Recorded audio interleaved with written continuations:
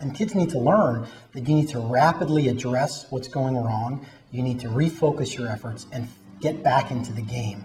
And that happens in the operating room all the time. I mean, we have a tremendous amount of training going in there. We have a team. I have the nurses. I have the circulator. I have a number of other people. They all need to know what the goal is. And along the way, even though we're prepared for everything, we have to expect the unexpected. Something can go wrong, and you need to be ready for that. And athletics prepared me for that event in the operating room.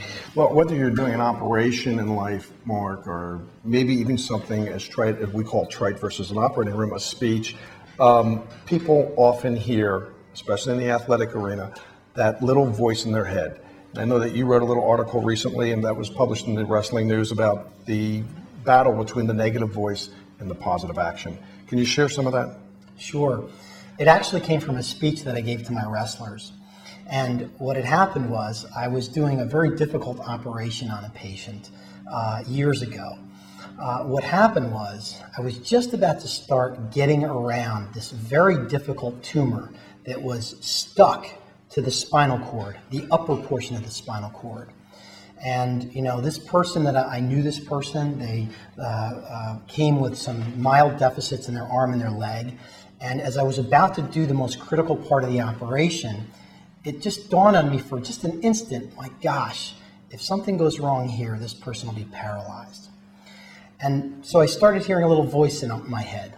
And I think everybody hears voices in their head. And this one said, maybe you're not up to snuff to do this operation. And of course, the other voice in my head said, yes, you can do this. You've trained your whole life to do this. Get with it. Break it down into steps. And the focus that I've said to my kids is whenever you're about to face a very complex task you need to break it down into simple steps. Get back to the basics. And what I did was I sort of coached myself into getting around the tumor, shrinking the tumor, and removing the tumor. And I kept saying that positive voice over and over in my head. And that's what I teach my wrestlers to do as well. Listen to the positive voices. Shut out the negative voices. You know, I tell them they got an iPod, put those positive earphones in. Listen to the positive voices that your coaches tell you. And that is what gets you to success.